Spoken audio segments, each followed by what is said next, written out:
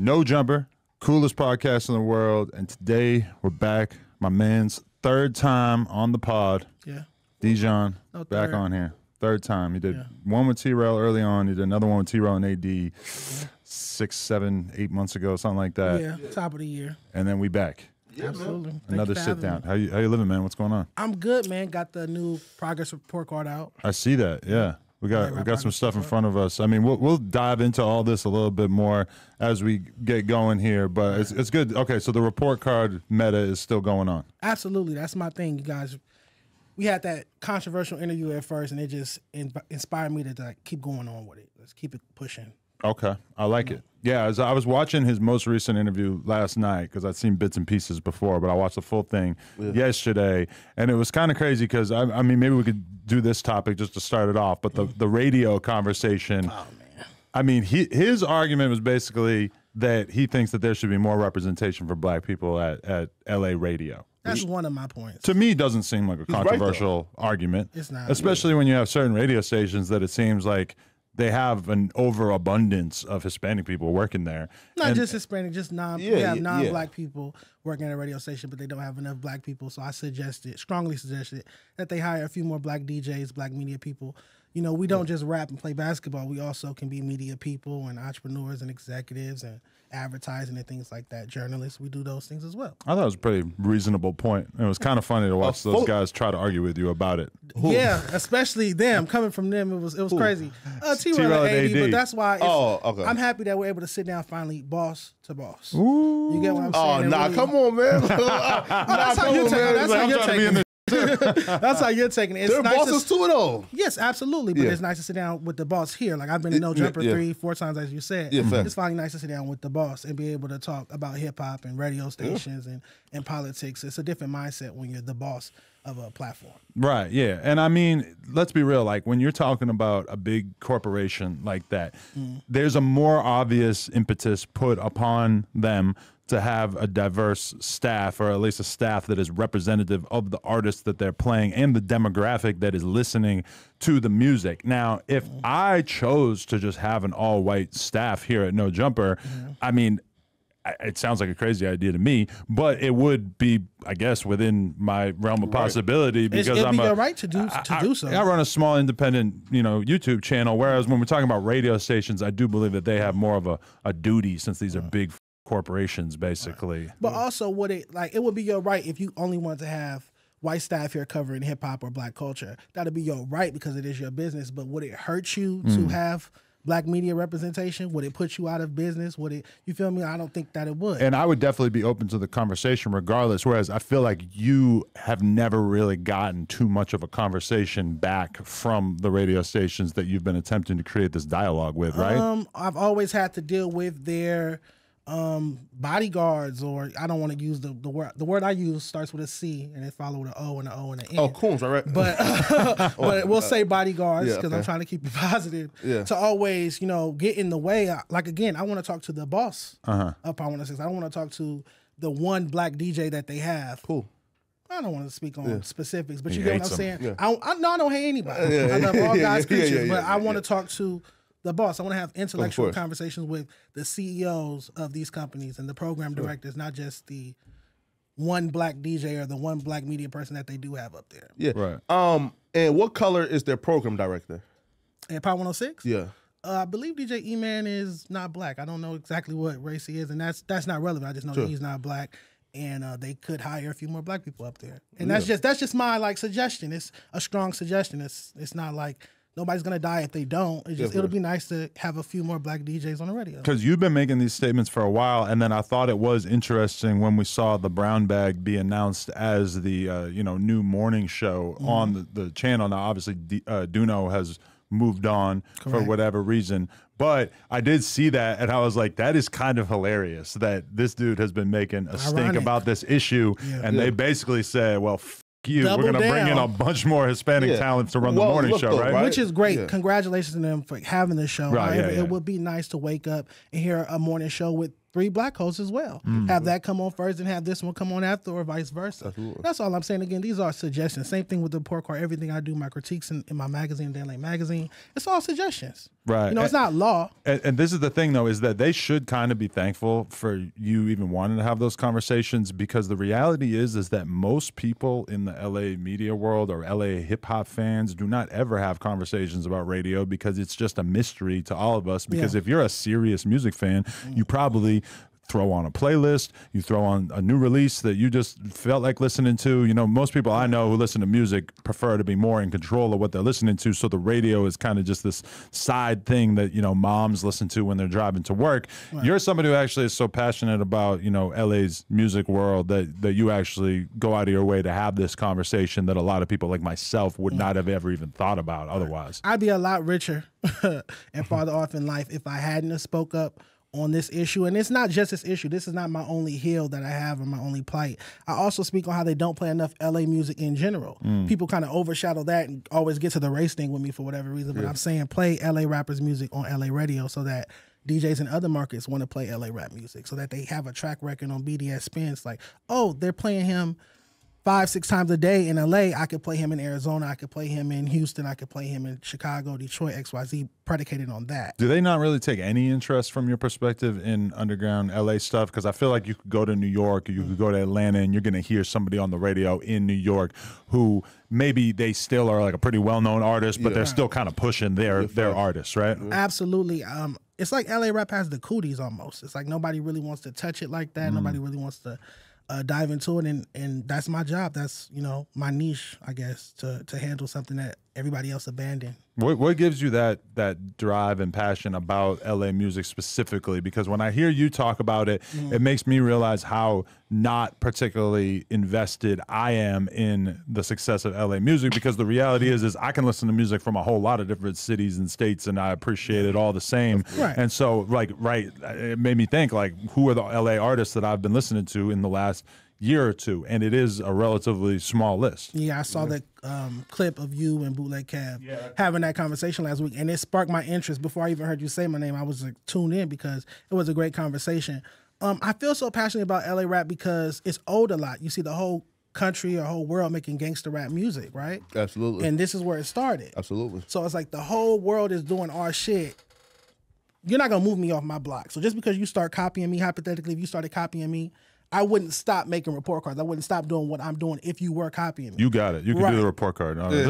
This is a lot of work that I'm not willing to take on. I'm just saying hypothetically. And I feel like the whole country or whole world started copying us rap-wise, and then we fell off with it. And it's like, you don't do that. That's letting somebody move you off your block. I'm not into that. Yeah, and I've always wondered why that's the case, because, you know, me growing up, it was NWA, Ice Cube, Dre, Snoop, etc. Like everything music-wise when I was a kid was like everything dope is happening in California. And then at some point, sort of towards the late 90s, like around time Tupac killed, realistically, you didn't really like hear from too many LA artists for a long period of time until The Game came out. Yeah. And then, you know, you have YG, who's like a national star and stuff. Nipsey, of course, yeah. But there's it has been kind of light in comparison to like Atlanta, obviously just taking center stage nationally and everything. Like, what do you have any theories about why that might be the case? I attribute it to intelligence. It's all about intelligence. Money too, like money in big parentheses, underline, circle, and everything. But really intelligence, because even if you don't have the money, you could find ways around it. Like, it cost me $0 to make this. I've been viral for a year and a half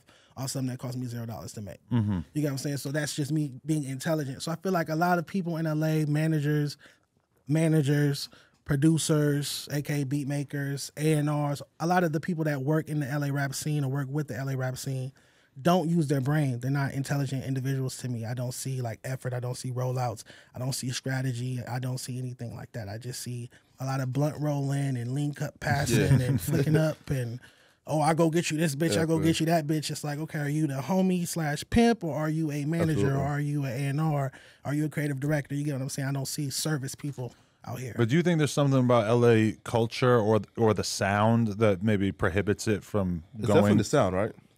It's the sound plays a part in it, but again, that goes back to intelligence with the producer or aka the beat makers not being intelligent enough to come up with a new sound that people like. That's brain work. Yeah. Dr. Dre wasn't intelligent. We call him a genius. DJ Quick, we call him a genius. Yeah, so that all goes back to intelligence. Hey, right, but like I feel like the LA artists who don't have a regional sound, right? Like they tend to blow up. Like for example, like there's Roddy, there's Kendrick, Blast. Well, Blast kind of had the LA low. Yeah, some LA bouncing there. Yeah, right. But the ones who don't sound like LA, they sort of blow up, right? So like, do you feel like the regional sound, you know, like we just tired of it? Like nobody really like that don't translate outside of LA? Well, it has to be one. It would have to be executed perfectly, more so, and then two, it's like. It's only popular because, okay, so Roddy Ricch, he's popular, but he sounds like Young Thug and Future to me. Yeah, absolutely. So it's like, it's kind of like a cheat. It's like you sell 10 million records, but you sound like the South. And it's like, okay, you did that, you got on Roddy Ricch, but imagine if on his second album that flopped, imagine if he came back and made an album that sounded like Compton. Then you have this Grammy winner bringing attention to the West Coast. Again, if people stop treating LA rap like it had cooties, the sound would be more popular. It's like our biggest stars don't want to touch it. Kendrick Lamar took 5 years to drop an album, drops an album, and there's no West Coast record on it. Yeah, like when I listen to Roddy Ricch, I'm always listening to it, and I think he's mega talented and definitely, probably like he is the star from the younger generation on the West Coast. But his music at a certain point, like I will listen to his whole album just trying to catch any sign lyrically or otherwise of this being a West Coast album, and it doesn't really happen that much. A lot of rappers tend to shout out their city, shout out where they're from over and over and over. He kind of avoids it. It sounds like he kind of wants his music to be so, you know, I don't want to say bland because that has a negative connotation, but he doesn't want it to be the kind of thing where you have to give a shit about Long Beach or LA in order to appreciate it. And that hinders the coast because, like I said, on that sophomore album, which didn't perform that well, instead of making another Atlanta sounding album, if he had made a masterpiece that sounded like Compton, like Took You on a Day in Compton or A Day in His Upbringing, that would have let fans like, oh, what's going on over there in Compton? What's he's going from on Compton? over there? I thought he was from Long Beach. No, he's from Compton. He's from Compton. I'm lost. Oh, that's terrible. Don't say that again. Whoops. No, he's from Compton. No, Long Beach will claim him a lot harder, I guess, if he was from there, right? But no, listen, right? So like with Roddy though, like I feel like he just waited too long, right? Like for example, if he would have dropped that same album, like let's say like 3 months after the first one, right. It probably went crazy. You feel me? Yeah, but you know, I get a lot of flack for pushing LA artists to drop music more consistently. That's like one of the biggest things. Like people will curse me out because I'm saying I want more music from you. Isn't that strange? Like I'm like, your consistency score is low because I want more music from you.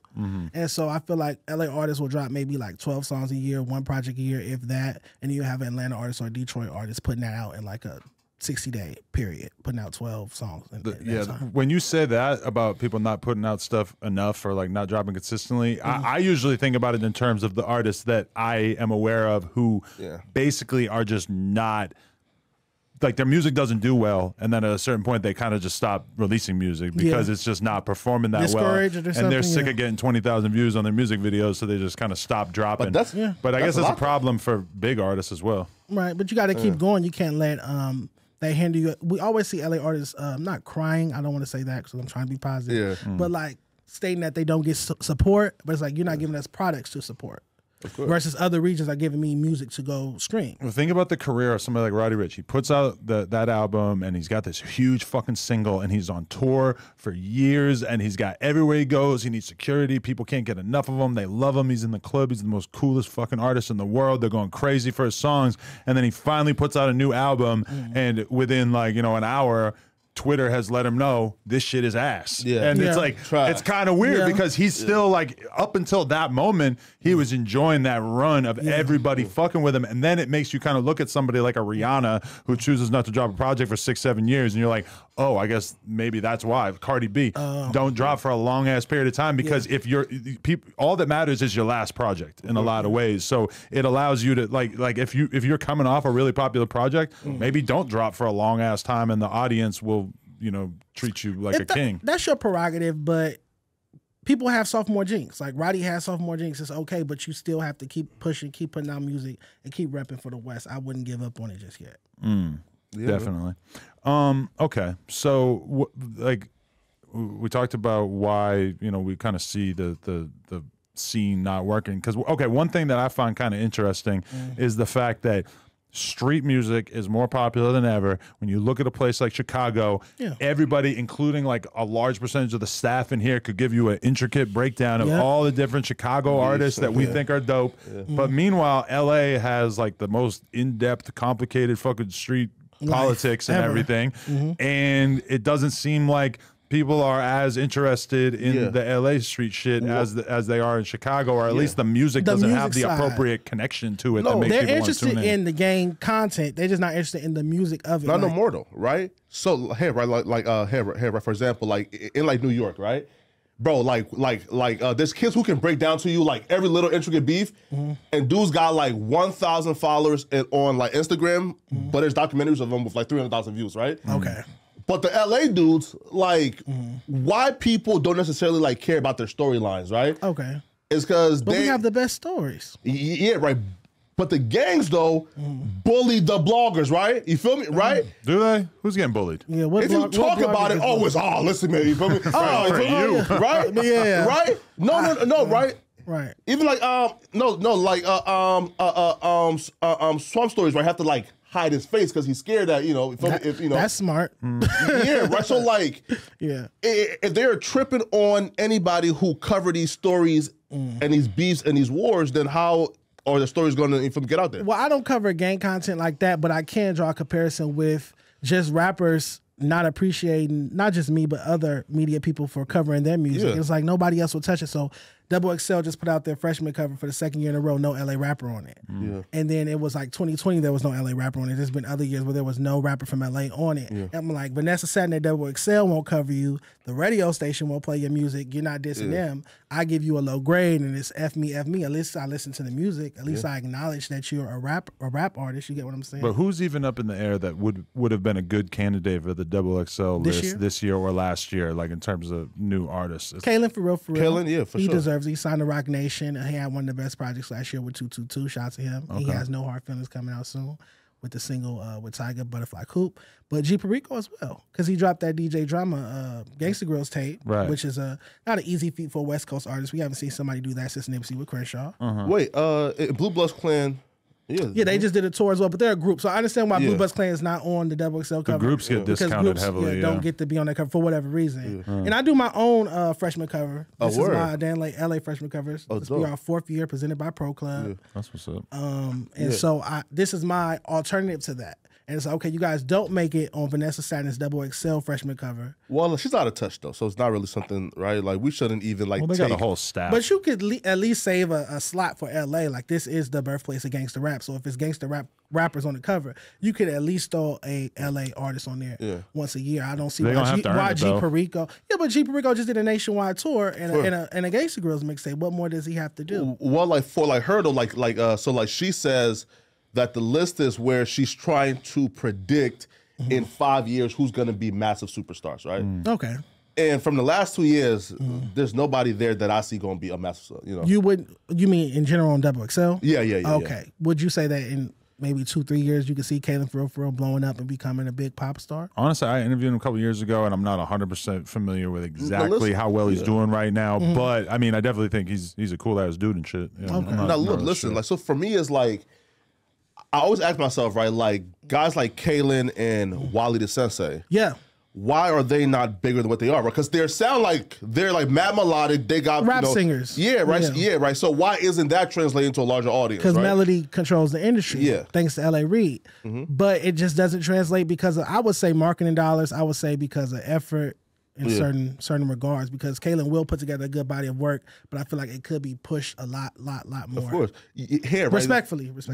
Bro, listen, bro, because Kalen, like to me, like he got it all, right? Yeah. Again, like no dick riding, but like he got the host, the host fucking love him. Got the voice. Right, got the voice, got the swag, you feel me? Got the dudes who fuck with him, right? Got the street credibility. Signed to Rock Nation. Yeah, right. Then, like, why isn't it like resonating for him? You feel me? Yeah. I'm waiting to see what happens with his new project, No Hard Feelings. He's saying that this song with Tyga is the song of the summer that we've been waiting for in LA. Okay.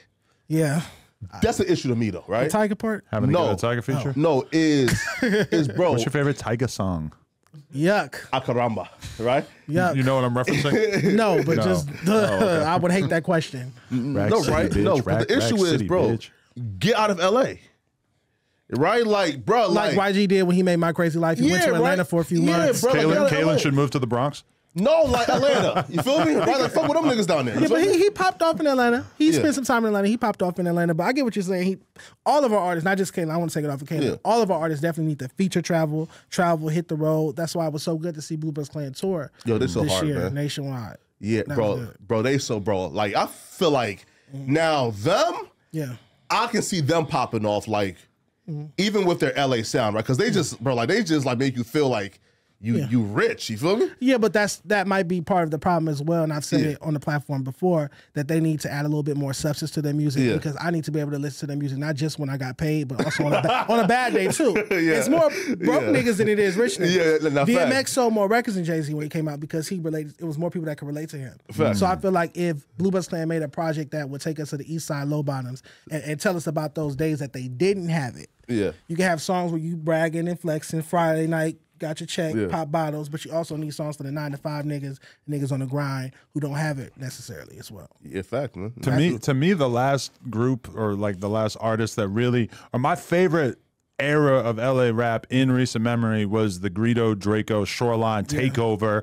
That obviously, it ended kind of unceremoniously where obviously, Greedo gets locked up, which luckily he's out now. Shoreline breaks up way prematurely before they even put their first album out on Atlantic. So you never got to really see Atlantic fully be able to do their magic and push them and really get them into like, new spaces and stuff like that. And then with Draco, obviously he was locked up for a long ass time. And then once he finally got out, he got killed, which is a tragedy. But I mean, to me, that was like the moment where, and you know what was great about it too is that they all had such a fresh take on what LA hip hop could sound like, and it didn't sound derivative. It didn't sound like some weird old heads version of it or some shit. It was like, oh no, this is a perspective on LA rap that is young and new and doesn't give a shit about the old ways. I call that traffic rap, that subgenre of music where they tried to break away from G-Funk, break away from Mustard's ratchet sound. It's not about bitches shaking ass and gang banging and my blue flag on my red flag. It's about flocking and lean and designer shoes and jewelry and materialistic, superficial things like that. That's what traffic rap is. Yo, you can slide to it. No, listen. So like, why do you feel like that Drake and Draco like song didn't like go as big as here, right? Like we all thought, bro, like when this shit dropped, it's about to like take Draco from this to a fucking like a, right? But then like when the song dropped, it just didn't go nowhere. I would say like Dom Kennedy always says when he does an interview, advertising. Yeah. Like Draco wasn't signed to a major label, so there was no like big radio push for it. But it's a Drake song though, man. Yeah, but there's no video. It's a Drake song with no video. Yeah. And there's no music video. You can have a Drake verse and if it just ain't the one, it ain't the one. Like to me, that song wasn't the best record. That song was not the greatest Draco song I ever heard. If you had taken Draco's best street hit at that moment and had Drake put a verse on it, then we might be talking. Keep in mind, Draco also had the fucking Saweetie collab when she was kind of at the height of her shit. Did it really change anything? Not really, right? Because at the end of the day, Draco's fan base don't want to hear him do some commercial shit. They want to hear some like grimy ass street shit because that's what he built his entire brand name on, right? Right. I think what would have worked better in his situation would have been him being on one of their records. You get what I'm saying? Him doing a feature on a Sweetie pop record that blows up, that has that marketing push, that radio push. Wasn't that a Sweetie record that he was on though? Yeah. The Risky record? Was it? Yeah, but it was on like a soundtrack or something. It wasn't like single derivative. Okay, gotcha. Right. That was around the time that, remember Sweetie was dancing a Spot 'em Got 'em record and shit, like standing on top of the SUV. Yeah, but she was, she was popping at that moment. Now she's going on tour with YG and Wally the Sensei. Right. Do you believe that's a real relationship or is that a clout relationship to promote the tour? It could be a bit of both.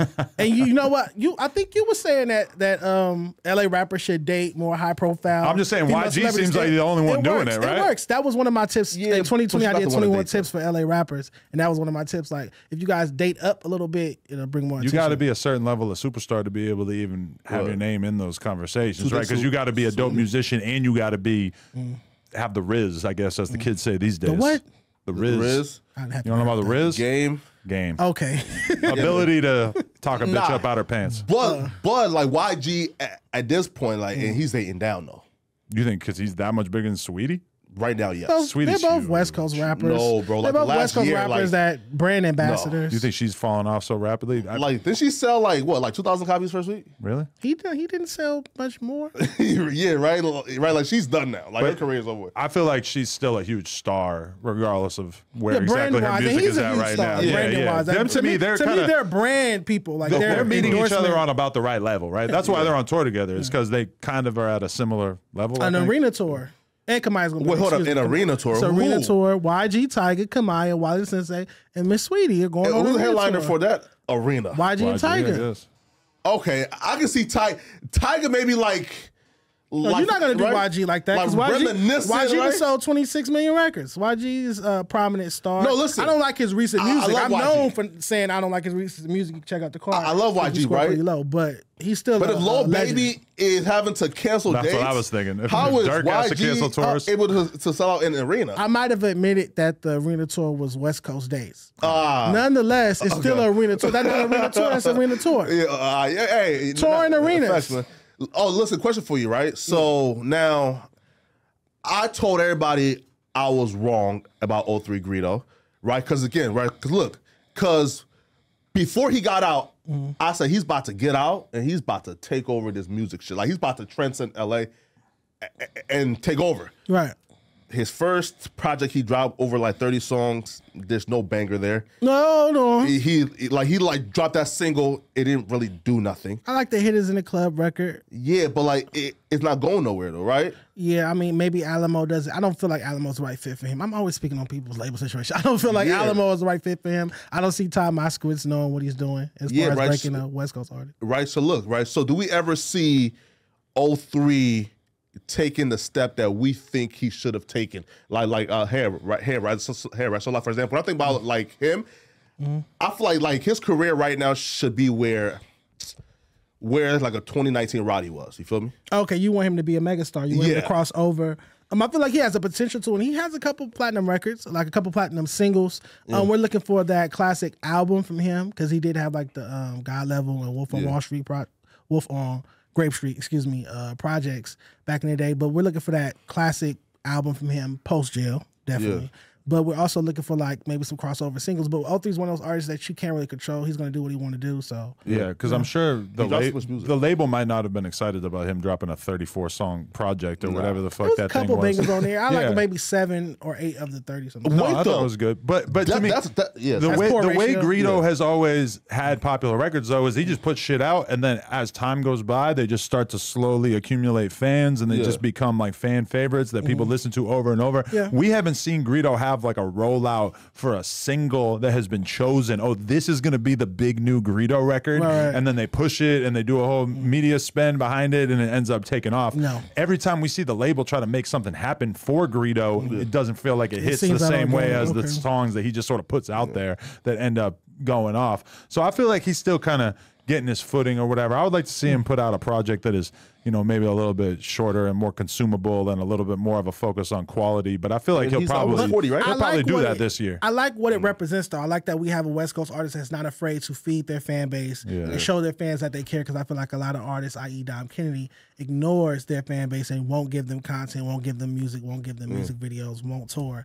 And Greedo's coming fresh out of jail like, no, I'm going to feed my fan base. This is who pays the bills. Yeah. For somebody it's too much, though. For somebody like me, it's just kind of like amazing, and I'm just in shock to even see Greedo walking around, even able to do his thing, because I thought, like, in my head, I had adjusted myself to thinking that it was probably another 10 years before we were even going to be able to see him out here. Yeah. It was a shocker, definitely, but I'm happy to have him on this report card. I was happy to grade him. He got a 93. Now, that was one of our highest grades.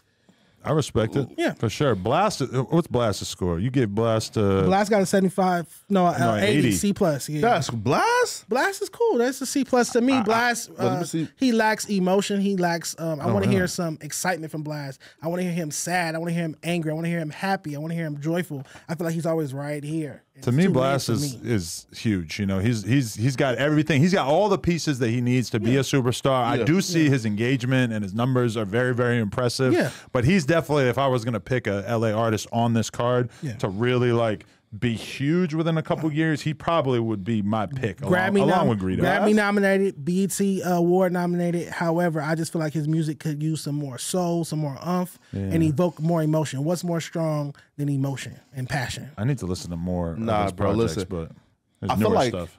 Blast, like for example, like if he like would have played it right towards like the end of like 2022, mid 2022, he probably would have been like huge right now, right? But like I feel like Blast had this like huge like this huge like upswing. Then it's kind of like it plateaued now. He stopped dropping music with Bino. The thing with him that, at least from the LA perspective, that we was fucking with was Blast and Bino, like Casey and JoJo. Blast and Bino, 6 tapes, 6 tape 1, 6 tape 2, but we never got 6 tape 3. By now they should be on 6 tape 5, 6. To me, though, with somebody like Blast, the come up is always or more likely going to be a gradual thing because he doesn't give crazy, exciting interviews. He doesn't have some bombastic personality. Like Hollywood Unlocked is not writing fucking articles about Blast. He's just a really, really talented musician with a great voice. So it's like it's going to be a slower come up as opposed to an artist that has more of the gimmicky shit to be able to attach themselves to, I think. So you said be patient. I would be patient with him for Blast. He seems be uncompromising. I feel like he's got that integrity that'll guide him well. Listen, right? Like, I feel like Blast is like Friday, right? Whereas like they will always get like huge looks, right? Like a feature. Yeah, right. But will their own shit like be as massive as their features? I don't think so, right? I don't like artists when artists go through that situation. I hope that's not the case because I just want him to step it up a little bit with his solo music, or get back with Bino and give us a 6 tape 3, 4, and 5. So how long does an artist need to go before, like, without dropping for you to decide that they no longer have a place on the report card? Because some of the artists on here, there's some people that I think like, oh, why aren't they on the list? And then I'm like, well, I mean, I guess they haven't dropped that much. Like AD was on the previous one, and then he's not on this one. No, AD was never on the LA Rap Report card. He was on the golden era LA Rap Report card. Oh, that was you threw him on the golden era. Yeah, because that's when he came out, and that's what I associate him with. I associate him with the Nipsey Hussle, Dom Kennedy, KC Veggies, definitely Problem. Those are artists I associate AD with as an OG. And I say that respectfully. Shout out to him. Yeah. I feel like he was on the golden era angle for me. Yeah, no, this is for like the new up and coming or the ones like. But you still got RJ on there, and I think of him as being from AD's era, but right? he just dropped a hot project, one of the hottest projects last year, Ronnie Brown Jr. LP. True. So if you still leave your step in the game, then that to me AD has transitioned to media. Right. So listen. Now, I recognize that you gave Frosty a 66 and give Almighty a 65. You are very messy. Where the fuck he is made sure to give Frosty just on the backside. Oh, we gotta go to the other side. Oh, it's front and back. Shit, Adam. There we go. He made sure. Do you think I left all these artists off? Just one, right? I didn't do that on purpose. One number higher than Almighty. I didn't do that on purpose. I hope those brothers squash it and get that money. Oh, that's what I hope that they do. But why did you both ice cold? Damn. Nah, man. How Remble got a 60? I feel like that's crazy. You don't see that big 0 in consistency? Oh yeah. So right now, if you say you're in school and you miss math class altogether, you don't show up whatsoever, your grade's gonna drop. You get what I'm saying? He got a 0 in consistency. That's me trying to be a little bit funny, but he hasn't put out a project in a few years, and everybody's saying, "Where's Remble? Where's Remble?" Yeah. Right. He's got this shit dropping soon, and when I clicked on his most recent stuff on Apple Music, he does have a Blast collab that sounds like some gospel Child shit. of God. It sounds way different than anything you ever heard from Remble. It has some before. RJ ad-libs on there too that ended up on the track, so that's interesting. But yeah, that song is cool. That's why he's on here actually, because that feature dropped. I think Remble kind of needed to take a little time to take a step back and say, okay, the Stink Team thing didn't work out. Draco died. Like what?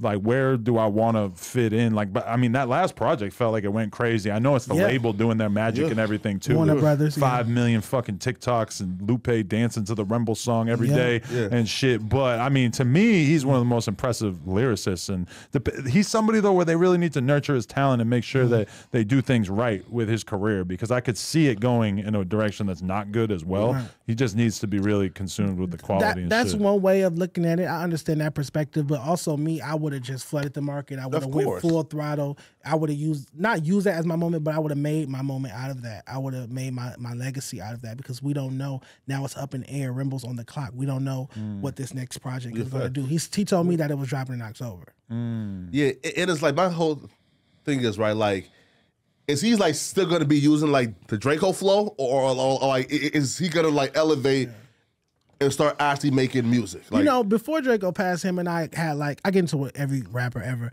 but him and I had like a back and forth on Twitter, because he was saying, a fan was saying that he was saying that all these LA rappers copied his flow. Yeah. And I was saying, well, some of these, a lot do. but some of the rappers were influenced by your flow. So you take a Rimble, to me, yes, he's influenced by Draco's flow, but he added that like nursery rhyme, Dr. Seuss, British Butler. And he speaks much more clearly, whereas Draco's Coherent. defining feature is that he was sort of mumbly and, you know. So Rimble's inspired by him, but he also added something to it. Blue Bucks Clan was inspired by Draco, but I wouldn't say they copied Draco because they added like a back and forth swapping element. There were a few artists, not a whole bunch, but there were a few artists who were inspired by Draco, not like copying his flow. Man. Bro, like, hey, right? So Rimble, like, so as soon as he stops doing that, like, you know, like that, like proper nursery rhyme shit, right? Yeah. Again, I love that shit. You feel me, right? But like, if he stops doing that, is there still an audience for him? Well, he would have to show us on this new project that he could do something else. Maybe he could do melody. Maybe he could rap in a different cadence or a different flow. Like I remember growing up, MCs had different flows. They didn't just have one flow. Nowadays, people only have like one trick. Like they can only do that one thing.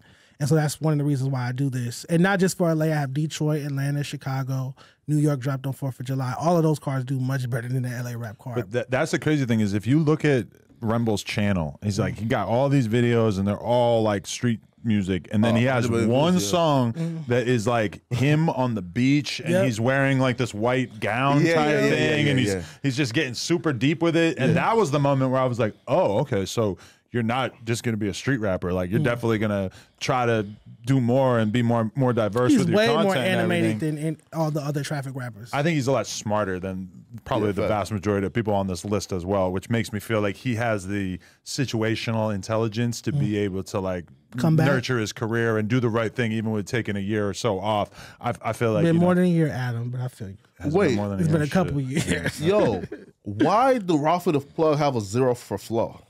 I don't now that's cruel, man. On a scale of 1 to 10, if you ask me how much I like his flow, I would say 0. I don't like the way he raps. But like, don't he have like a similar flow to Draco?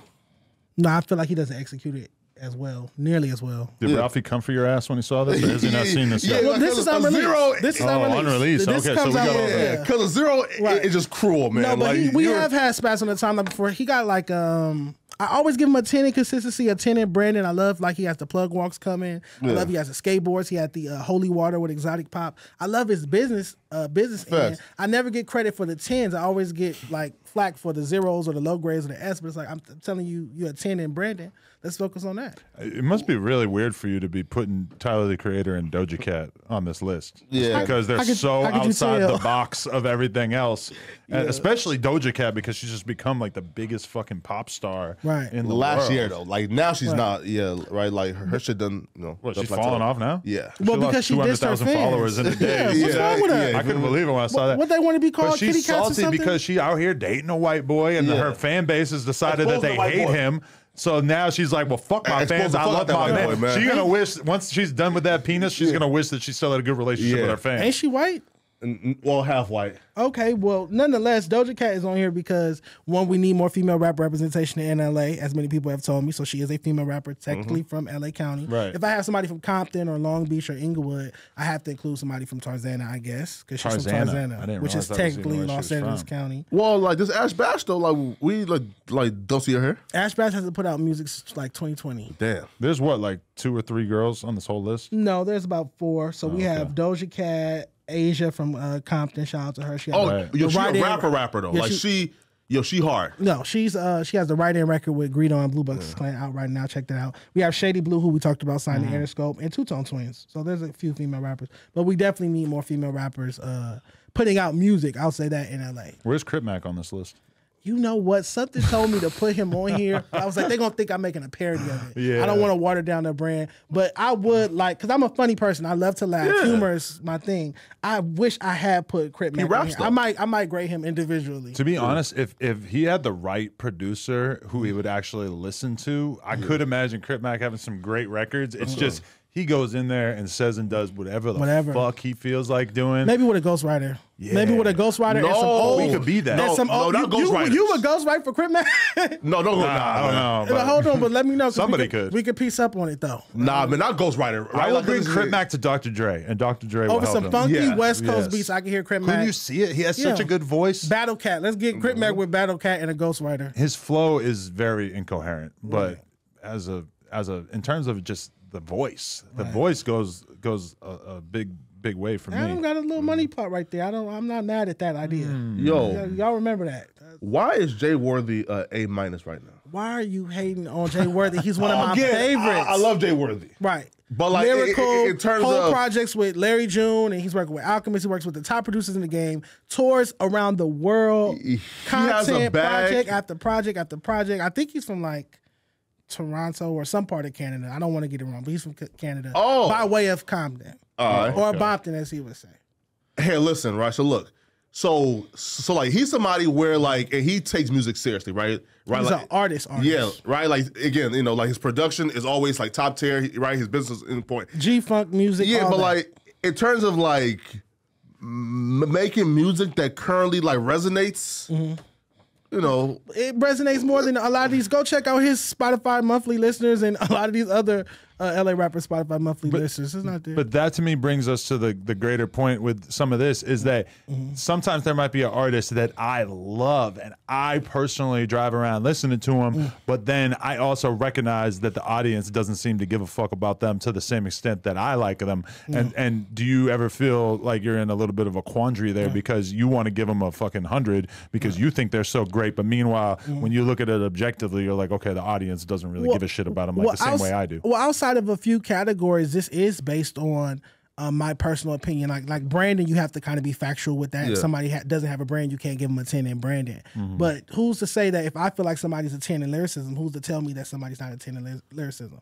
Or if I feel like somebody's a 10 in style, who's to tell me that they're not a 10 in style? That can't be factually proven. Certain categories like consistency or branding can be factual. Of course. So, yeah, these report cards are based off my ears, what I like to listen to, what direction I would like to see these artists going, what I feel like they're doing great, what I feel like they could be improving. Yeah, because what does style typically consist of? Because like Big Sad got a 4 for style. You saying he basically just needs to invest in more drip or what? Yeah, that and as well as show us as well, like some more better photo shoots. I said on Twitter last week that if he paid more attention to detail, because he has the fan base, he's on the 1985 tour right now. He has a loyal fan base and he's hard, he has the talent. But if he put it together and paid attention to detail and maybe gave us some better artwork, some better photo shoots, did some press, things like that, the look has to be there as well. You know, hip hop is not just about rapping. We remember Easy in his shades.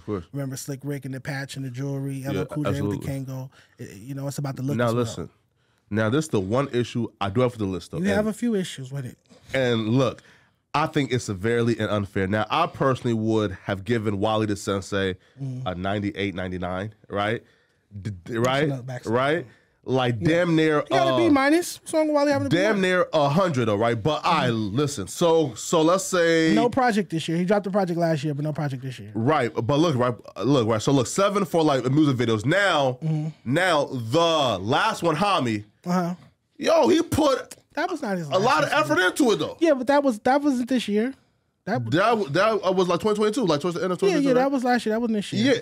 Well, like it's been like the first like 5 months right now. It's been 7 months so far. It's July. Right? Well into July. Right? Almost into July. It's about to be August 1st. It's coming soon. I would like to see some more music videos from Wally the Sensei. Like, gotta come on, bro. A 7 for style, bro. Like, he's Wally. That's cool. He's not. To me, 10 is like I'm at Met Gala in Drip. I'm in Elle magazine or style is clothes. Style as far as music would be like Cadence. That's what style is as far as music. And now Flacco is the for, biggest Wally the Sensei fan of all time. I don't know if you're getting paid by him and his team or what, but at some point he discovered Wally, and it has been nonstop Wally praise ever since. You know what I want to hear? I want to hear Greedo on that 03 Flow remix. Oh, that's one thing I regretted.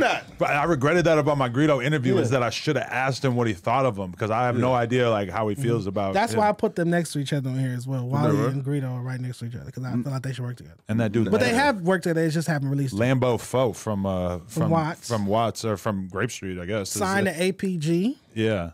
Don't know why he's somebody else who sounds a lot like Greedo that I haven't heard what Greedo thinks about Not a lot like him. Greedo. He has a little bit of the cadences, but he makes it swifter. He's more of like he's trying to be more of like a sex symbol with it. Well, you think he fucked up with signing APG? Yeah. I feel like you didn't listen to Metro Boomin's interview. I pay attention to stuff like that. He was trashing APG? Yeah, something about Mike Karen and them stole all his publishing or XYZ. I remember that was a big deal a few years ago, 2018, 2019. Metro Boomin was warning people don't mess with APG. And we haven't seen them deliver any like household names out of all that funding that they've got over there. So Interesting. They did have Youngboy, but I don't know. I guess that's gone. Yo, how is Vince Staples a 78? Like when last year, like he universally probably dropped like 2 dope bodies of work. Right. Like a top 5, top 3 album in the world. You feel me? Relax with that. Right? No. Like. And if you want to say in rap, he had dope projects last year. Ramona Park Broke My Heart is a great, phenomenal album.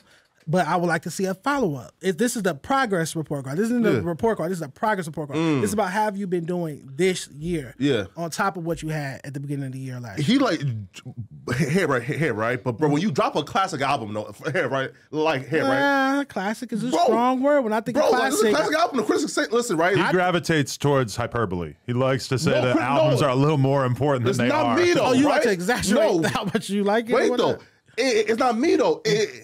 If the rap critics are saying that, that's a classic rap album. I am the rap critic. And I'm saying that's not a classic rap album. That's a great rap album. It's a great rap album, but that doesn't make it a classic. A classic album to me is like Victory Lap. That's a classic. The documentary, that's a classic. You get what I'm saying? See, I'm looking at Vince Staples' album Music right here, and I remember being very tuned in up until this 2018 project, and then I have not even heard either of these newer projects, so I'm out of the loop. Well, Mustard did a few records on Ramona Park that were dope. He did maybe 3 records, and then there's a Lil Baby verse on there that's fire. That's one of the Lil Baby's last fire verses. It's like, yo, it's phenomenal. But that classic word, I'll debate you all day. I'm not. People throw that word around too much for me. Yeah. Wait, right? What's classic then?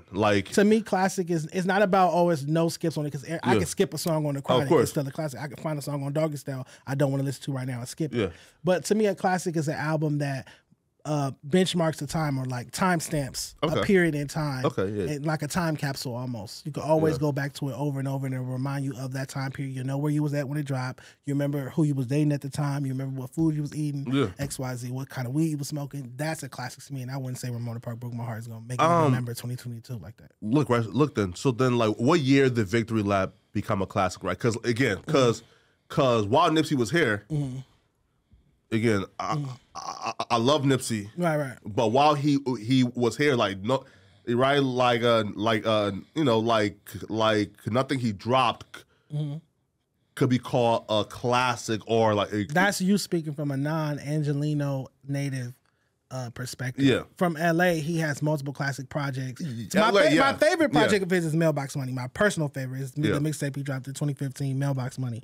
But Victory Lap was an instant classic to me as soon as I heard the full body of work. The only thing it was missing to me was maybe one more lady record. If it had another lady, and it's like, who's Dejon Paul to be critiquing Victory Lap? But if I had to add something to Victory Lap, I critique everything. I would add a lady record to that.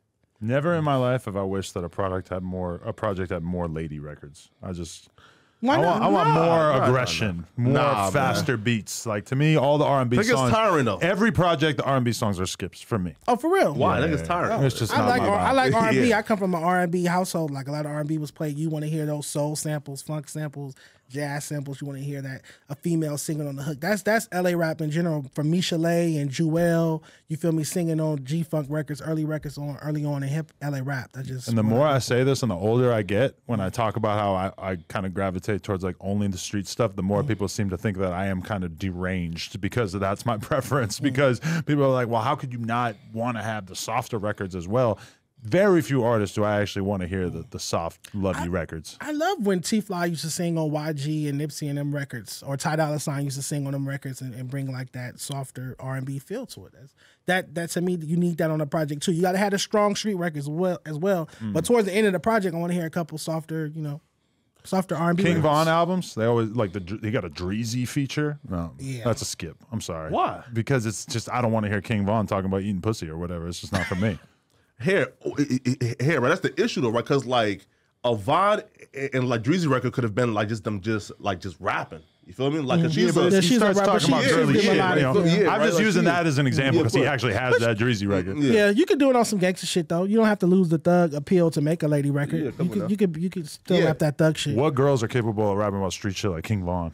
I don't know. That's a tall order. Well, we did a female rap report card. Right. I feel that Scarlett is on some street shit. Lola Brooke talks street shit from time to time. Okay, Lola Brooke, before we dive fully into the female rap report card, which I do want to talk about, let's talk about the fact that Dejon Paul had some criticisms of Adam 22 maybe 5-6 months ago. We got into it a little bit. I don't even know if we didn't get into it this I think year. I left a comment, but it was basically the situation that you were critical of in particular. I had a bunch of different guys on the podcast. They were like magicians or something? No, one was this guy Dick Masterson. There was this guy Vito. They're more just like edgelord comedian type podcasters. If I had to put them into a box, and then you have Destiny, who's like a very, very progressive commentator, streamer, etc. And at one point during it, Destiny made a joke that was basically like we were joking about the fact that Destiny at first thought that I was AD. He went to the channel, clicked on a video, saw that the host was AD, and he just figured that must be me since he had the same first 2 letters of my name. And so Destiny said, when he saw it, he said, at first I thought you were a black guy, and then I realized you were actually just a slave master of hip hop. That was his joke. I tried to just kind of laugh it off, didn't really engage with it. Soon after, I realized that I probably should have engaged with it a little bit more and tried to clean that up or edit it out, because this was not taken very well by some large percentage. And I agree with the criticism that you threw out there, because I'm not someone who would ever use slavery as a punchline in a joke. I know who's watching this. I know that that's not going to go over very well. Even if it was the best possible fucking joke in the world, it's just not something that I should be joking about. Right. So if somebody like him is going to make a joke like that on the podcast, I owe it at least like a serious response. In reality, like the fact that we were having like a very lighthearted conversation in that moment, it probably would have been a lot easier for me to just edit it out after the fact. But either way, I mean, you should have stopped and be like, bro, don't play with me like that. Like, that's not what we on. That's not how we operate here in my place of business. Because that was inappropriate. I wouldn't let nobody play with me like that. You're right. Or put something like that on me reverse. Like, I don't play with the racism stuff. That's not cool. I don't know who bro was. I thought he was a magician. He was dressed like a magician. I don't know who he is. But I didn't think it was funny. But Adam did come on my page and apologize. We talked in the DMs. You did leave a comment in my comments apologizing, and it's noted. It's definitely noted. But you know, it's on you. And I told you that. I'm like, God has to put it on your heart to make you do the right thing. I can't make you do the right thing. Nobody can make Adam, your grown man, do the right thing. God has to put it on your heart to do the right thing in those type of situations. He's like in like atheist though, so maybe God probably won't higher power, metaphorical God, higher power, whatever it is, higher power, universe, whatever, karma, whatever, any universal law you believe in, something has to be put on your heart to make you do the right thing in those type of situations. But okay, you may not say it, but there's a lot of people who probably that you talk to or who you would have a lot in common with, who would say in general that a white man such as myself owning an influential hip-hop media company is in and of itself a big problem. What is your attitude on that? I mean, we've had spats on the timeline over the years. I've definitely called you a culture vulture before. I think I've called you a cracker before on the timeline, if I'm not mistaken. I think I have. When you interviewed Draco, but then you weren't there for the AZ Chike Rucci interview. That's when me and you first had that first altercation on the timeline. Right. And that was mischaracterized, like as if I didn't want to be there for that interview or whatever. Gina and Duno, I believe it was, they lined that up on their own. I was never invited to that interview. It had nothing to do with me. They set it up, and then I was getting criticism for not being there or whatever. Because I saw you interview Draco and get his side of the story or whatnot, so I was expecting you to serve the same purpose to AZ Chike and Rucci. So I wasn't privy to who set up which interview or whatnot. I was just like, it would have been nice to see Adam show up to that interview. But you had said something about Baby Stone Gorillas being on my cover and P4K not showing up. So, you know, I'm a tit for tat type of person. Yeah. But nonetheless, as far as the culture vulture thing, that's why I'm so happy that we're sitting down again, boss to boss. To me, this for LA, this is Dame Dash sitting down with Lyor Cohen for LA rap, at least. I'll take it. And that's a great conversation. Are there things that you do that are culture vultures? Absolutely. But what stands out? What stands out? Most notoriety? Like you push a lot of gang content, but then you don't have like a balance to it.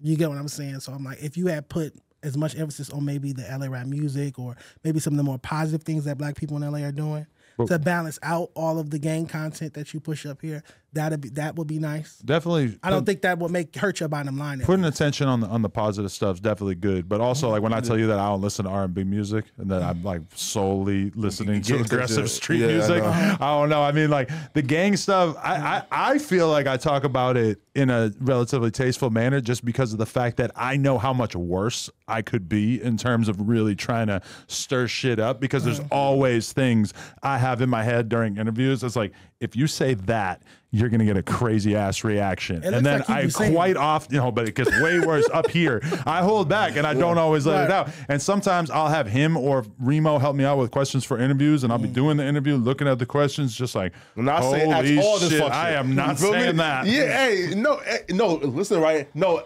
especially with the C Blue one, I noticed like how you did keep it, just content friendly, you feel me, right?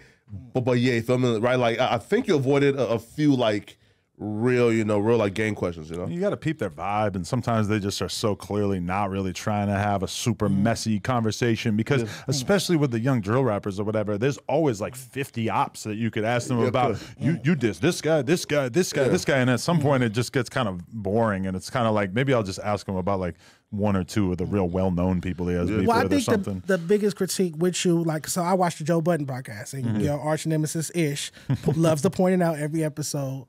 He always points out that you kind of like, it just seems like you enjoy it. And I can't lie, like watching it, when I do watch you, it does seem like you just enjoy riling up that guest and like getting them to talk about that beef. You get what I'm You get what I'm saying? Like to me, it just seems like that's your thing. Like that's what right. Hip hop is kind of founded on conflict in large part. Yeah, right? but on wax, and you want to keep it on wax. So maybe if we heard you like emphasize that, it's all content though. They're talking about shit on their records. Like to me, it would be hard for me to do an interview with a drill rapper and not mention at least some of the conflict that they're talking about, especially when they have issues with other famous rappers. I agree that if you do a Crip Mac interview and you say, so why don't you like the Hoovers, or why don't you like these people? Like it's kind of boring. If you're gonna say, hey, Crip Mac, what's going on with this situation with Snoopy Badass, because you actually have like a real situation with them talking shit to each other online. That's a lot more kosher, as opposed to just saying, so like, okay, you're from this neighborhood beefs with this neighborhood, so tell me how much you don't like this person, and this person. Like that, to me, I see other people doing that shit, and I do agree that it comes off corny. Yeah, right. I feel you, but again, it goes back to what I said. Whether it's God or whatever higher power, they have to put that on your heart to make that change in you. You're going to do what you want to do. You're an adult, so you're going to do what you want to do with your platform, your business. Just like all I can do is suggest that you highlight some more of the positive things that Black people have going on, Black entrepreneurs, Black creators, Black professionals in the greater Los Angeles area. That's all I can do is suggest that. Just like I suggest to LA Radio that they play more LA music and hire a few more Black DJs. All I can do is suggest. You're right. No, that's a fair criticism.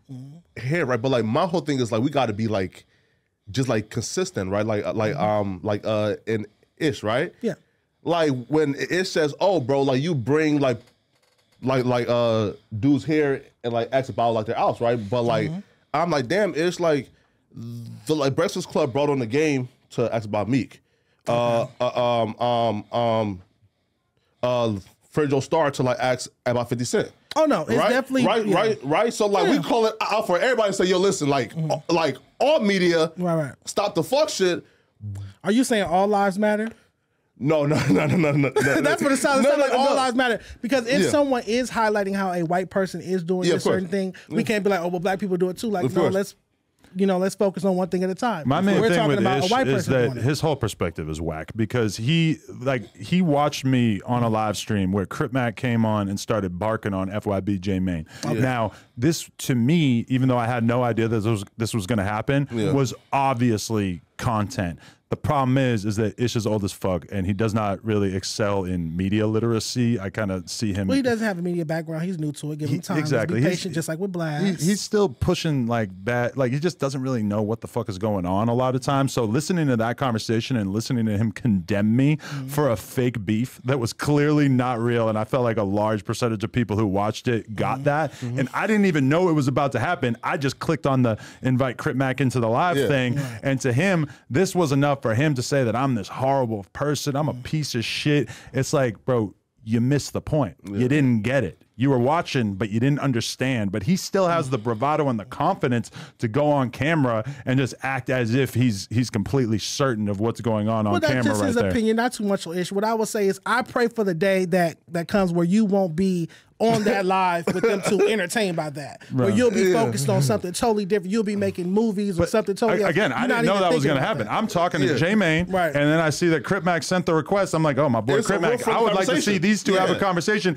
But then also, it's just acting like someone's going to get killed over this. You're talking about somebody who's from Chicago who lives in Texas, and then someone who has basically never left L.A. And yes, they are very much about their own personal gang politics, but the overlap is close to nothing. What about optics, though? What about hear me out. What about the optic of a screen where you see two black men arguing with one another back to like that's like us sitting here arguing and you sitting there just laughing and it's your cameras and it's your studio and you just capturing advertising from that or audience. It's just a bunch of human beings having a conversation, and then so you're saying just take race out of it completely. Well, I mean, to me, I wasn't thinking about the race side of it. I wasn't thinking about the fact that this is going to look like Adam is trying to create a war between Chicago and LA. The optic. No. Remember, I said optic. It's about the. I'm not saying what's factual. But people start doing mental gymnastics to try to frame a white person as the devil in a situation like this because of the fact that.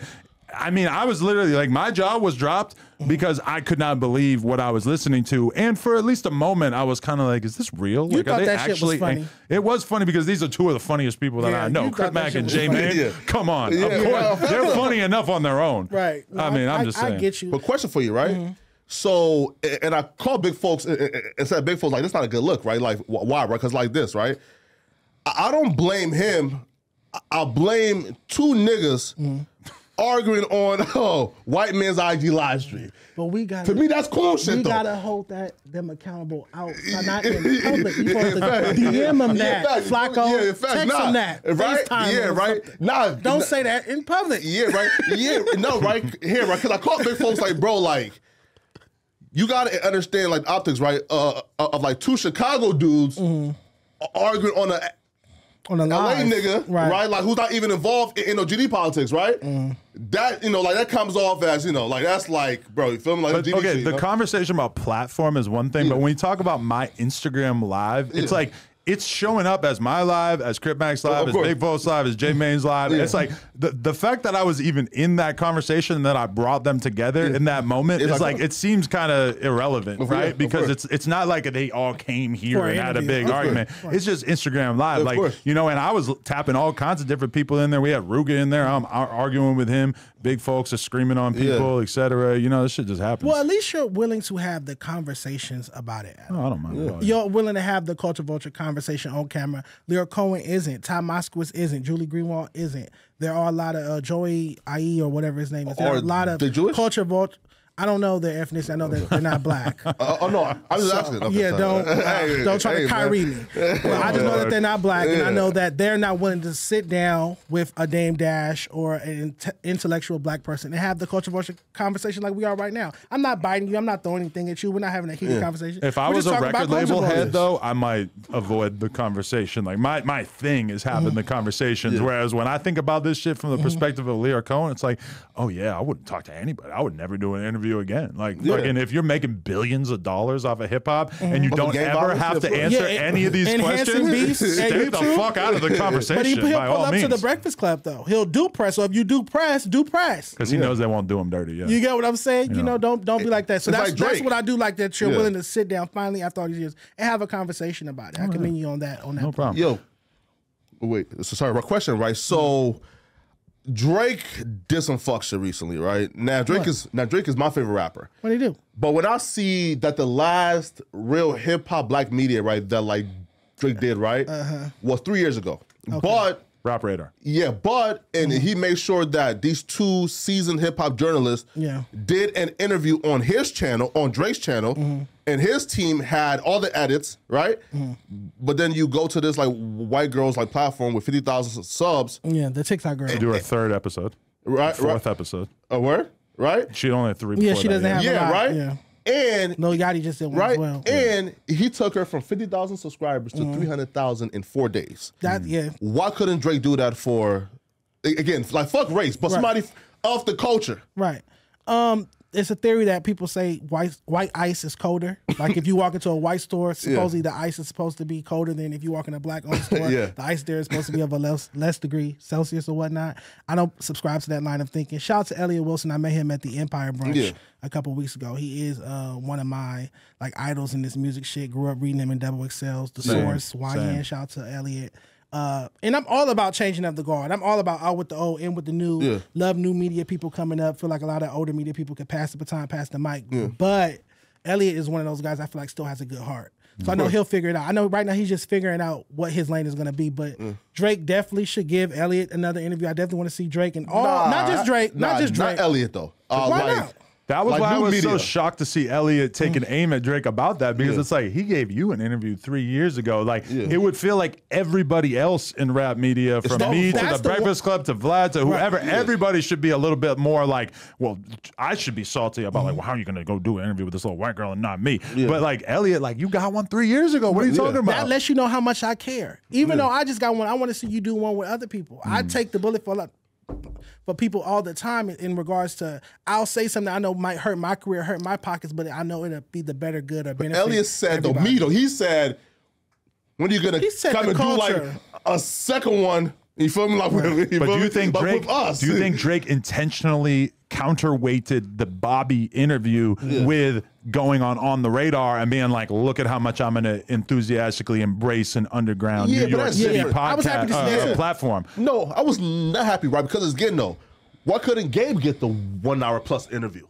Huh? He got the freestyle. He got Drake. Got the biggest artist in the world. The freestyle. But Gabe, to be fair, Gabe's interviews are not as popping as the fact that he has freestyles with groups with 10, 20 million views. And he has a on the radar LA freestyle coming with like Jason Cash and who is Chris King and this artist named Incognita. He's doing it in Florida right now. He's really all over the place trying to get as much shit as possible. I love it. Yeah, you can't blame Drake for wanting to do content with the people that he finds to be the most interesting or whatever. When I watched that interview with the white girl Bobby, I did find it fucking hilarious as I was watching it, but then having a little bit of time to think about it, you're like, well, that is kind of a weird choice. And are you only going to do meme interviews from now on? Because he did it with Barstool with the Caleb Presley dude. Yeah. He did one with Yachty that it was more of a softball, fun interview. And you can't blame him for just doing shit that is fun. Obviously, he doesn't want to go do an interview with somebody that's going to ask him insanely serious tough questions that are going to make him look bad. Here, right? But like, I just don't want to see again, right? The only times I get to see Drake speak and do interviews is through the lens of a outsider, right? And that's fucked up. And for a moment, I was feeling like that about Drake when I saw him go do the Full Send podcast with the Nelk Boys. Come on, and I'm like, damn, so is Dirk just going to only do interviews with people like them who aren't going to ask him the tough questions? But then he goes and does an academics podcast, and academics ask him a lot of hard questions. Which was a dope interview. That'll be the last like little Dirk like hip hop interview. I can relate that back to LA rappers because I remember a time where LA rapper would come do a No Jumper interview, but then they wouldn't do an interview with black media. It's like, you don't even have enough listeners. On Monday, you come to No Jumper. On Tuesday, you'll ask you to be at whatever blog will have you. On Wednesday, you'll ask you to be at whatever blog will have you. You don't have enough listeners, enough fan base, enough equity in the game to be turning down interviews. Like, don't just. There were literally artists that would only do No Jumper, and that's it. Oh, I got my No Jumper interview. Like, no, even when I dropped my first book, I did No Jumper. Then I did Palmcast, Talk to Remix Mag, Eargasmic Media, all the black media platforms as well on separate days. That's called a press run. You don't just come sit with one platform and then, that's the end of my press run. I have seen it though too, where it is, as an artist especially, even for me, like I've done press runs where I did 12 interviews in the course of 4 days on different platforms, and it's always like there's one or two that get the headlines or they get the actual interesting content, and then the other ones kind of fall by the wayside because even my most hardcore fans are not going to watch 12 fucking interviews. A lot of those interviews I would be looking at the Reddit thinking like, oh, I said something in this interview that they're going to pick up on, and it felt like nobody even fucking acknowledged it or gave a shit because, you know, that like doing a shitload of interviews in a row is not really, it kind of waters down your presence, and it doesn't really give the fans for a brand what new they artist? want. Well, especially for a brand new artist. Like if I'm a smaller artist, I don't know. It's a tough one. You turning down press as a brand new artist? Like this your second mixtape, third mixtape, you turning down press? Oh, yeah, of course. Listen, right? Sometimes. Look, that's crazy. No, look, listen. When it comes to interviews, right? Again, I tell every like rapper that I know personally, bro, you better not ever do no interview, nigga. Don't listen. an interview like for like a rapper, like for example, right? Like we're you have no real personality to, you know, right? Like, oh yeah. You shouldn't be doing no interviews. You feel me? Right, like, you know, right, just like drop music, right? Because again, like you're like here, like for you, like that interview like does nothing for you. Right, like, right, like. But it's content to repost for your fans. So if I'm an LA rapper and and there's no Double XL's not talking about me, I'm not on the radio. Yeah. Billboard's not talking about me. Rolling Stone's not talking about me. Hip Hop DX not talking about me. No platform is covering my music. Yeah. I'm gonna go sit with the new local blogs so that I have content to repost that day. That's an interview I can repost and show my fans, hey, somebody cares about me, care about me too. To me, I would spread it out though, so that you're not just doing like 5 different episodes of different shows wearing the same outfit, saying the same shit. Definitely. Because I've had artists hit me up and they want me to interview them, and then I go and I search their name with the word interview after it on YouTube, and I find that they did Say Cheese, they did this thing, they did this thing, they did this thing, and it's like, if you weren't doing numbers on those platforms, then why would I think that it would be different on mine? And it's like, I don't want to do content that is just exactly the same as a bunch of other shit that you already did. So a lot of times I would pass on that. To me, being an artist and having the public interested in you is like a superpower, and you can kind of like easily lose your superpower by just doing a shitload of media and flooding the zone with too much information. And a lot of artists would be smarter to kind of save some of that information for the music. You just don't want to be blown out. You don't want the public to lose interest in you because you put too much out there. Cardi has the opposite problem where he doesn't give you anything, so his fans are chomping at the bit trying to hear anything they possibly can. Well, listen, the advice you just gave, LA rappers are already exceeding in it. They don't do press. So they definitely got that down pat. No press 10 across the board. No, like, bro, right? But like you tend to like and respect a rapper more before meeting them. Right, like you get disappointed before meeting them. A lot of times, it is not like it's like the mystique behind them. Like, oh shit, you feel me, right?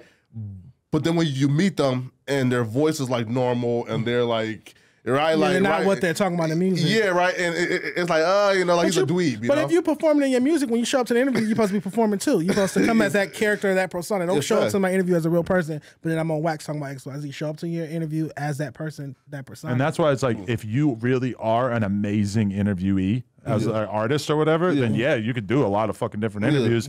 A lot of artists though, they don't even have, they can't even be interesting for 20 or 30 minutes on camera. So you really don't want to go do 10 different interviews if you are boring as fuck on all of them. I wanted to ask you about this before we get into the female rap report card so we have seen a bit of an exodus at No Jumper. A bunch of the hosts who you previously did podcasts with. They moved on and started up their own independent thing. How did you feel about this exodus, and what do you think? Does it make you excited for them, because you were kind of the one of the people who was giving them shit about being employees, and now they are objectively bosses? I wouldn't say I was giving them shit about it. I was just pointing out a fact. At the time, they were employees here, and I came to be interviewed. And kind of amazing that you had to be the first one to tell them that they were employees. Yeah, I mean, I have 2 eyes. I had never, we had never said it like that. I wasn't going out of my way to say that, but when they got mad at you for saying it, I was like, oh shit.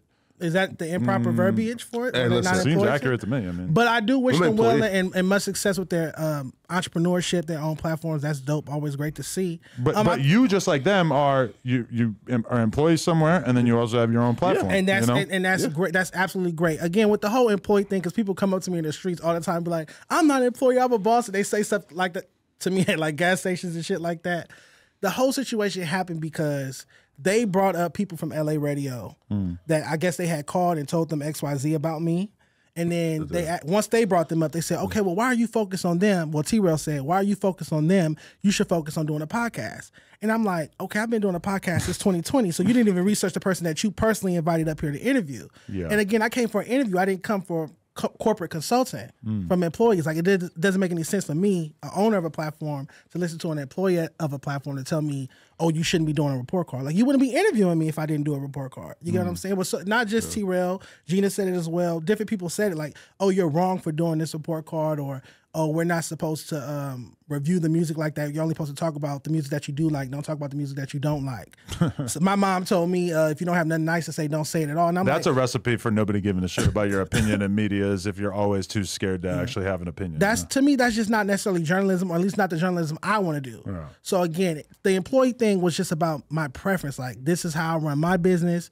When you're at No Jumper, you're an employee. When you're at Chubb Business, you're at Chubb Business. Do what you want to do, but don't blame me for having a report card and grading music. But as far as them doing their own thing, I just feel like that was God. Again, I'm a spiritual person. I feel like that was just a seed that he wanted me to plant in their minds of being a boss and an entrepreneur and focusing on your own platform instead of vehemently defending. Like, I wasn't even attacking No Jumper. I was just saying I came here to be interviewed. I didn't come here to hear from employees that I'm wrong for doing a report card.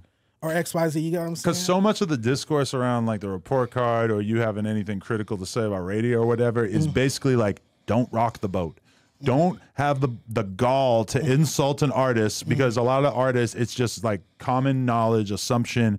They are a good artist. They're a nice guy. You're not allowed to say anything bad about them. And that just makes for boring ass content. And same thing with, oh, that guy's a DJ at this radio station or whatever. So you can never have a perspective on him or never say anything about him. I mean, that is the standard in LA. And to me, it's super boring. And I broke that mode. I wasn't going to be quiet. For what? It's not working. I can see if it was working. I can see if everybody's platinum, everybody's on Double XL, Freshman Cover, everybody's Grammy nominated, BET Awards. There's 5-6 LA artists nominated. But that's not the case. So somebody needs to speak up and say something.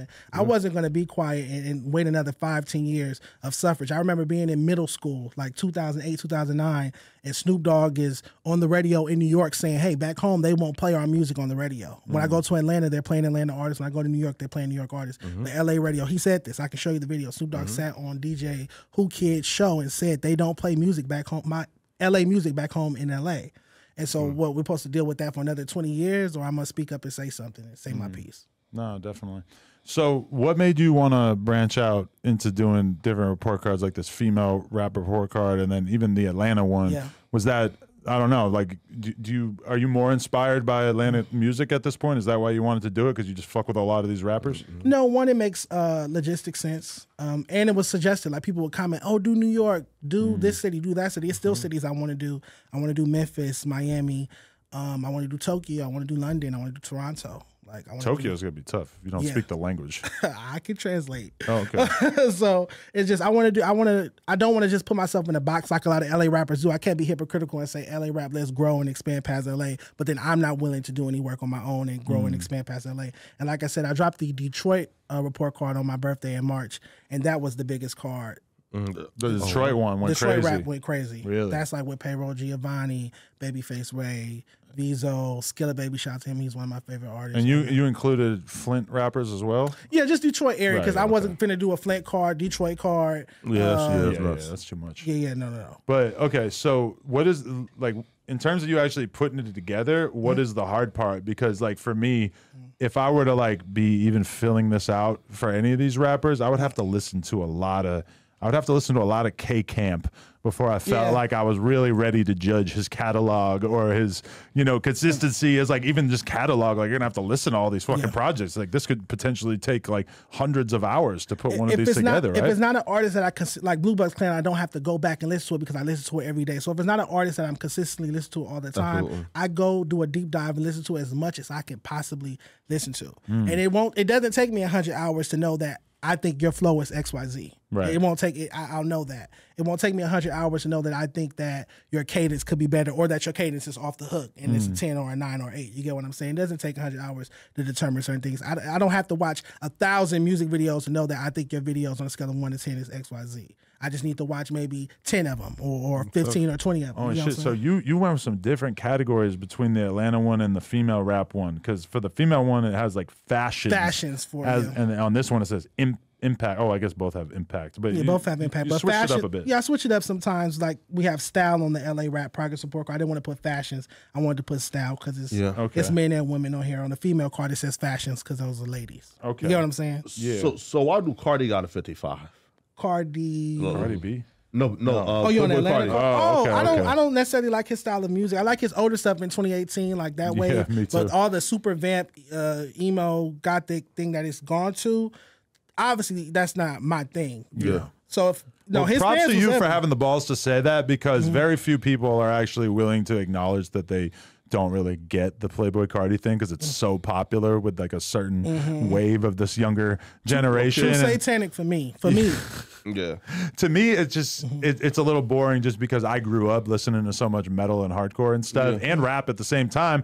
And so like a lot of the stuff that he does just seems kind of redundant to me. Now, as time goes by, I can't appreciate it because he's bringing something different to hip hop. And sometimes when I even see the footage of him performing and rolling out, but it still somehow falls under the hip hop umbrella. And even though like you could listen to a whole lot of Red and there's like very little that feels like rap, you know, it's I don't know. But the music though is profound, right? Like, is it profound? To me, it feels kind of repetitive for like stuff that I grew up on. Definitely redundant, and not even. I don't grow up listening to metal or anything like that. But it's like once you see somebody do that, it's like how many times are gonna come out dressed like that? Well, because I feel like for people like, especially like from hip hop who really like don't listen to like rock and metal, right? So to them, it's sort of revelatory sometimes of like, oh, this is crazy. This is the craziest thing I ever heard. But we had Lil Wayne doing rock music and doing the rock star stuff, and he deserves all the credit in the world. When I was growing up, he broke that shit open in like 2008. He put that Rebirth album out. Me and all my friends fucking hated it, and now we all look at it as super influential. Uzi, every artist is copying Wayne. He's one of the most influential rappers. Yo, listen,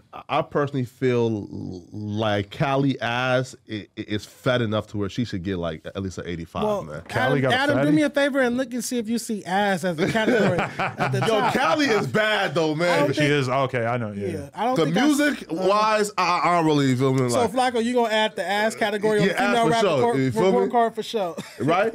Oh, now what percentage of these do you think have BBLs? Oh, think about it. We'll get back to it later. Yeah, BBL category would be nice. Like 10. No, but the one more thing though. So Skipper the Flipper, man. Now he's somebody who I've personally have taken an invested interest into his career, right? Yeah. Because one, he's also a fellow stutterer too. Oh, right. Okay. Well, what you mean? Like you interviewed him? Maybe that's why his. Hey, he was stuttering like a motherfucker. Like yes. He filmed their interview. I don't remember it. Yeah, but the two though. Listen, bro. In terms of his impact, like he's the one who influenced the whole Migos flood, right? Can that be proven? Because he was around early. Yeah, but the whole nationwide, the national perspective of that is Migos are the originator. No, bro, Skipper the Flipper was, man. On a national level, that's common. No, right? I don't feel like you get many points for just Migos having a flow early on if somebody who's like adjacent to you kind of blows up with it. Because they always will have this conversation about like, oh, Chief Keef, Chief Keef, but Lil Reese was rapping like that before Chief Keef. Right, yeah. And it's like, okay, yeah. So whose impact score gonna be higher? Chief Keef. Yeah. He deserves credit for that, but at the same time, if one person made like, you know, pop smash records with that flow just because you were doing it a few months earlier, I mean, I'm sorry, like he's getting the credit. It's like Dom Kennedy and Larry June in that regard. But the flow been a 7 though. Like when like Skipper the Flipper and like Takeoff, it's all flow. Like, but isn't his name Skipper B Havin or some shit now? Like he changed his name, didn't he? I think so. I forget what he changed it to. That might fit in the box as well, but I like how Skipper the Flipper looks. No, I like it too, but I feel like he changed it as Skipper. Nah. So what do you give him? Let me ask you this. What would you give him in flow? Because I have him at a 7. 10. What do you 10? Bro, like he listen. Right. He did. He changed it back at some point. Yeah. Bro, like you're generous. You're very generous. He is flow though. Right? Like he listen, right? Like in terms of lyrics, in terms of the beat selection, music, but like he is legit, like all flow. Okay, right? Like he's flow and like almost nothing else. Well, when I make it next year, I will definitely call you when it's time to get the Skipper the Flipper. I will call you, put you on the phone before I put ink to paper. Now you gave 2 Chainz a 92, which again, like phenomenal MC. He is an amazing. He's an OG, phenomenal MC, so like, well dressed, Brandon, a whole bunch of content on Vice, different shows and things like that. I feel like he is Trap an Museum. artist I haven't listened to in a long time, and I feel almost kind of embarrassed. Because when was his last But he's dropping the joint projects with Lil Wayne. Right? Like, he dropped the project last year. A real 2 Chainz? Yeah. Bro, I haven't. Damn, it's the album with the blue backdrop, and he has an old school picture of him. I'm forgetting the name of it. It's something clever. Okay, yeah. He 2022, he dropped an with album. The blue backdrop and an old childhood picture. He's still dropping like that? God damn. Yeah, he's a consistent MC, and he can rap alongside East Coast MCs. That's my favorite thing about him. I love when South artists can rap like alongside the East Coast Pretty MCs. Girls Like Trap Music. I think that was the last one that I was in tune with in 2017. That had bangers on it, but he's dropped music since then. I might really listen to him on the drive home because he got all these classic projects that I haven't listened to forever. Like him rocking the Chewy outfit, taking a piss. Nah, that's hard. People were shocked that Russ was on the Atlanta report card, but he is from Atlanta, and he said that he has a copy of it hanging on his fridge. I mean, if Doja Cat is getting to be on the LA list, then you got to put Russ on the Atlanta list, right? Oh man, yeah, I only put Doja. Well, Complex just ranked us number 4, was it in rap? wise, L.A. Complex ranked Los Angeles number 4, I believe. And they had Doja Cat, Tyler the Creator, Kendrick Lamar as our mascots. Yeah, okay. So I'm like, let me stop with the bias. When you want to really talk bias. about L.A. or American cities that have really fully fleshed out hip hop scenes, I mean, it's going to be pretty limited. You have Atlanta, you have Chicago, you have L.A., you got New York. They had Detroit after us. I would put Detroit before. And I love LA. I rep LA, but me personally, I feel like Detroit is making better music than LA right now. They had Detroit in like 9th or 8th place. I would put Detroit. I think that would be hard to argue. Yeah, New York is above there, right? New York was like number 2. Atlanta was number 1. Yeah, facts. Yeah. I got to put New York above LA right now. Yeah. For sure. Because of Drill Wave and and like who was 3? Florida? No, I believe 3 was Chicago. So what the fuck? I mean, like. Out of Chicago right now, or was it Memphis? I think 3 was Memphis. It's probably Memphis, right? Like Chicago right now, they ain't shit coming out of Chicago, but they're. I would have had Los Angeles at 5. I would have had Detroit at 4, and I would have had Los Angeles at 5. Maybe I'm overrating Chicago. And that's just me being brutally honest. And I love LA. I'm repping LA, but I still got Detroit. Oh, listen. And Money Man should they was getting at me about that Money Man grade. I'm not gonna lie. Hey, right? Like, and I like Money Man. Listen, like me personally, got to see though. You are right, and he's like disqualified once you get like exposed for like paying for bots and buying up. Is that worse than having somebody write your lyrics these days? Yeah, right. That's sad. Like, Ghost, so Ghost botting is worse than Ghost writing. Yeah, bro. Like, right. Dog, listen, right. Well, that would take points off what Brandon. If you get caught buying bots, that would take points off like Brandon, maybe. No, like, or is that points for Brandon? Like, oh, you own your business, right? That's like buying drip. Egregious though. Like, yeah, I understand. No, like. Especially being a Southern artist, you don't have to do that. You have so many people now. It's but you ever like you'll have an artist and you think that they're relatively popping right now, and then you'll actually like click on their videos, or somebody will tell you, and you start to look at the likes, so you start to look at the comments, and the comments are all fucking bullshit, and you're like, oh damn, I've been giving this guy credit for being like very popular, and now I'm looking at it and I realize I've been lied to. I've been duping myself. It's manufactured, but you still got to go with your heart and just like what you like. Yeah. Unless you're in media and you're pushing to see a certain goal. I hate when fans be too invested in that as far as like numbers and stuff like that. Because they don't have leave that to us media They don't people. have the balls to have their own actual opinion, so they just strictly go off numbers. Like, shout out Hello Yasin. I like his YouTube videos and everything, but he does a lot of the deep dives into the actual numbers. And the other day I clicked on a video to hear him talk about the new Coi Leray album, and he's talking about the sales. Poor sales, and he goes like, I'm actually going to listen to this album tonight. And I'm like, I clicked on this whole 10-minute video, and you're just acknowledging that you didn't even listen to it yet. Like, I would way rather listen to this video if you could actually tell me how the music sounded first. Yeah, 20-30% of this fucking video could be you talking about your own thoughts on why the music is maybe not streaming as well as they thought it would be. Because Reasonable Doubt didn't sell well, and Ready to Die only sold like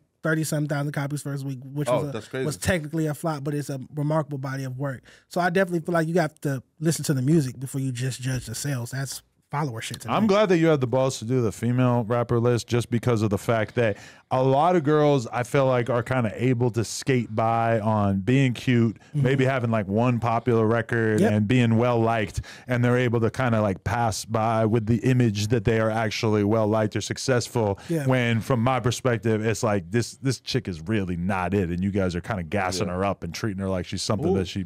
I'm not gonna name. It's a lot names, and in general, if you get on Twitter, you see every day people talking about bring back artist development, bring back artist development.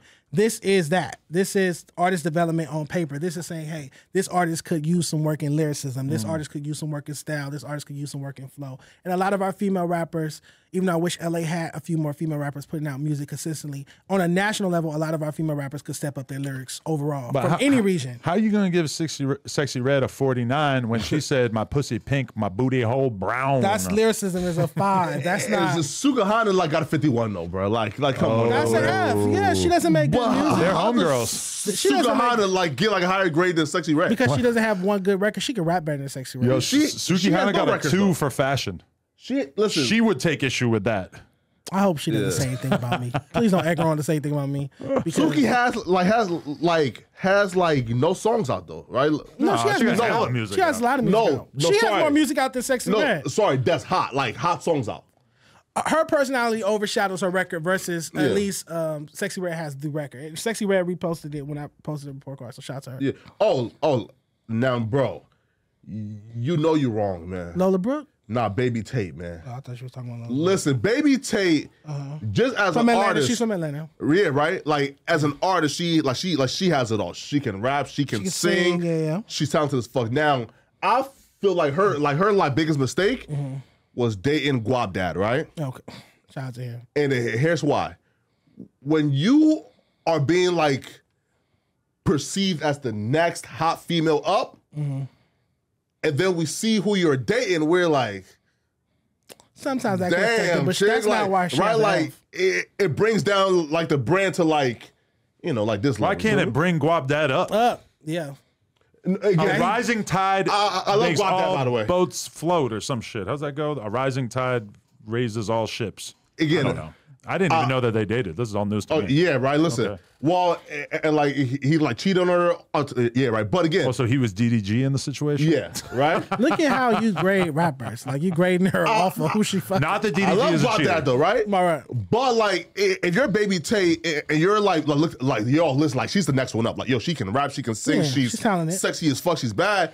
Needs to put out more music. Yeah, and then you like fuck up your brand by like dating like a like an ex scammer who's like an LA rapper. Well, we can't deny the importance the of Bay. who you're dating because we saw Doja Cat lose 200,000 followers Right. from In dating day. a white dude like this. with a Well, like, history of. he's a predator. Though. Well, he Like, likes getting rimmed.